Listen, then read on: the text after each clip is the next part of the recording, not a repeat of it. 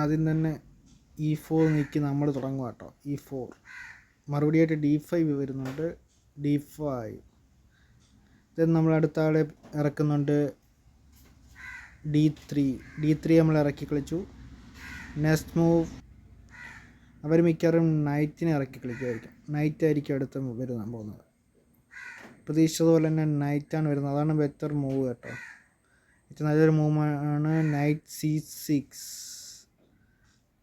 നമ്മൾ വെട്ടി നൈറ്റിനെതിരെ അറ്റാക്ക് കൊടുക്കുന്നു. നൈറ്റിനെതിരെ നമ്മൾ നല്ല കിഡിലിൻ്റെ ഒരു അറ്റാക്ക് കൊടുക്കുന്നു. നൈറ്റിന് കുറേ അധികം ഓപ്ഷൻസ് ഉണ്ട്. ഇങ്ങോട്ട് മാറാം, അതുപോലെ തന്നെ ഇങ്ങോട്ട് മാറാം, ഇതുപോലെ ഇങ്ങോട്ട് മാറാം, ഇങ്ങോട്ട് മാറാം, അതുപോലെ തിരിച്ച് കയറാം. അങ്ങനെ കുറേ അധികം ഓപ്ഷൻസ് നൈറ്റിൻ്റെ മുമ്പിലുണ്ട്. നൈറ്റ് എന്ത് ചെയ്യും നോക്കാം. അവർ നൈറ്റിനെ മാറ്റുന്നില്ല. മന്ത്രി വെച്ച് അറ്റാക്കിലേക്ക് വന്നു. മന്ത്രി ഇറക്കി കളിച്ചു. മന്ത്രി D5 കളിച്ചു. നമുക്ക് അടുത്ത നൈറ്റ് കൊണ്ട് മന്ത്രിക്കെതിരെ അറ്റാക്ക് കൊടുക്കാം. പക്ഷേ അതിന് നമ്മൾ ചെയ്യുന്നത് വെച്ചാൽ ഈ നൈറ്റിനെ ഇറക്കുക ചെയ്ത് കേട്ടോ. നമ്മളെ ലീഗലി ഇങ്ങനൊരു മൂവ്മെൻറ്റ് ഉണ്ടായിരുന്നു, ചാൻസ് ഉണ്ടായിരുന്നു. പക്ഷെ അത് നമ്മൾ ഉപയോഗിക്കാതെ ഈ ഒരു മൂവ്മെൻറ്റ് കളിച്ചു. നൈറ്റിനെ ഇറക്കി. അതെന്താണ് അങ്ങനെ നിൽക്കുന്നത് വെച്ചാൽ പ്രത്യേകിച്ച് കാരണമൊന്നുമില്ല. എന്തായാലും അടുത്ത മൂവിയിൽ തന്നെ അറ്റാക്ക് ചെയ്യുന്നു. കിങ്ങിനെതിരെ ക്യൂൻ E6 ബിഷപ്പിനെ വെച്ച് നമുക്ക് വേണമെങ്കിൽ അടയ്ക്കാം. അതുപോലെ തന്നെ നമ്മൾ ബിഷപ്പിനെ വെച്ച് അടച്ചു. എന്തായാലും B6 കളിച്ചു. അടുത്തത് എന്താണ് ഉദ്ദേശിച്ചതെന്ന് അറിയത്തില്ല. എനിക്ക് തോന്നുന്നു ഈ ഒരു ബിഷപ്പിനെ ഇറക്കി കളിക്കാൻ വേണ്ടിയുള്ള പ്ലാൻ ആണെന്ന് തോന്നുന്നു. ബിഷപ്പിനെ ഇറക്കാൻ വേണ്ടിയായിരിക്കും B6 കളിച്ച്. എന്തായാലും നമുക്കത് ശ്രദ്ധിക്കേണ്ട കാര്യമില്ല. നമ്മൾ ക്യാൻസലിങ് ചെയ്യാനുള്ള പരിപാടിയായിരുന്നു. പക്ഷേ തെറ്റ് പറ്റി, ക്യാൻസലിങ് ചെയ്യാൻ പറ്റിയില്ല. പണി പാളി, വെള്ളത്തിൽ കിട്ടി. എന്തായാലും അടുത്ത മൂവ്മെൻറ്റ് ഇത് ഒരു മിസ് മൂവ്മെൻറ്റാണ് കേട്ടോ. ഇത് ഒരു ബ്ലണ്ടർ മൂവായിട്ട് വേണമെങ്കിൽ ചെയ്യാം. കാരണം ഇവിടെ കുറേ അധികം ഓപ്ഷൻസ് ഉണ്ടായിരുന്നു, കുറേ അധികം മൂവ്മെൻറ്റുകളുടെ ബാലൻസ് ഉണ്ടായിരുന്നു. പക്ഷേ എന്തുകൊണ്ടോ A5 കളിച്ചു. A5 ഒരു നല്ല മൂവ് അല്ല എന്ന് കാണുമ്പോൾ തന്നെ അറിയാം. അങ്ങനെ ആണെന്നുണ്ടെങ്കിൽ ഒന്ന് കമൻറ്റ് ചെയ്തേ കേട്ടോ. ഇതുവരെ C4 കളിച്ചു. നമ്മൾ ബിഷപ്പിന് ഫ്രണ്ടിലുള്ള ആളെ അങ്ങോട്ട് തള്ളി C4 കളിച്ചു.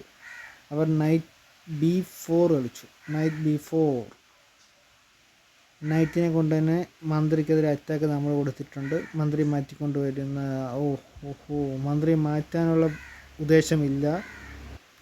എന്തായാലും മുന്നോട്ട് ചാടി നൈറ്റിനെതിരെ അറ്റാക്കാണ്. പക്ഷെ നൈറ്റ് കൊണ്ട് വെട്ടാൻ പറ്റത്തില്ല. കാരണം അറിയാമല്ലോ, ബിഷപ്പിൻ്റെ പിന്തുണയുണ്ട്. അതുകൊണ്ട് നൈറ്റ് കൊണ്ട് നമുക്ക് വെട്ടാൻ പറ്റത്തില്ല. ഈ ഒരു മൂവ്മെൻ്റ് അവിടെ നടക്കത്തില്ല. ബുദ്ധിയുള്ളവരാരും കളിക്കത്തില്ല. പുള്ളി കളിക്കത്തില്ല എന്ന് പ്രതീക്ഷിക്കുന്നു. എന്തായാലും നമ്മൾ ബിഷപ്പിനെ വെച്ച് അറ്റാക്ക് ചെയ്യുകയാണ്. ബിഷപ്പിനെ വെച്ചെന്ന് വെച്ചാൽ ബിഷപ്പിനെ വെട്ടത്തില്ല. എന്തായാലും ബിഷപ്പിനെ വെട്ടിയാൽ മന്ത്രി പോയി വെട്ടും. അതുകൊണ്ട് മന്ത്രി വെട്ടുന്നത് കൊണ്ട് തന്നെ ബിഷപ്പിനെ വെട്ടാൻ പറ്റത്തില്ല. ഇവിടുന്ന് മാറ്റുന്നില്ല. അതായത് നൈറ്റിനെ വെട്ടാൻ പറ്റത്തില്ല. അങ്ങനെ മന്ത്രി ഏകദേശം പ്ലാൻ എല്ലാം പണി കിട്ടിയെന്ന് തോന്നുന്നു. ഇവിടെ മാറ്റാക്കത്തില്ല, ഇവിടെ മാറ്റാക്കത്തില്ല, ഇവിടെ മാറ്റാക്കത്തില്ല. പിന്നെ ഇവിടെ മാറ്റാം, ഇവിടെ മാറ്റാം, പിന്നെ തിരിച്ച് ഇവിടെ ഒക്കത്തില്ല, ഇവിടെ ഒക്കത്തില്ല. ഓക്കെ, അങ്ങനെ കുറേ ഏത് പ്ലാൻ അവർ ചൂസ് ചെയ്ത് നോക്കാം.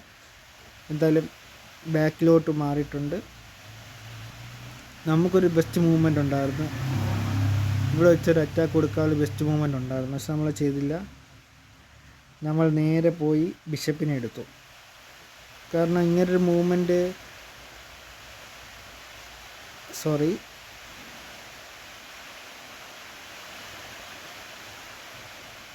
ഇങ്ങനൊരു മൂവ്മെൻറ്റ് ഉണ്ടായിരുന്നെങ്കിൽ ഇപ്പോൾ ചെറിയൊരു പണി പാളേണ്ട അവസ്ഥയുണ്ടായിരുന്നു. കാരണം ഇങ്ങോട്ടങ്ങനെ മാറ്റിയാൽ ഇവിടെ പോയി ചെക്ക് വിളിക്കായിരുന്നു. വെട്ടിയാൽ തിരിച്ചിങ്ങനെ വെട്ടായിരുന്നു. അങ്ങനെ കുറേ അധികം പ്ലാനുകളുണ്ടായിരുന്നു. അതൊന്നും നടന്നില്ല. എന്തായാലും ബിഷപ്പിനെ വെച്ച് വെട്ടി.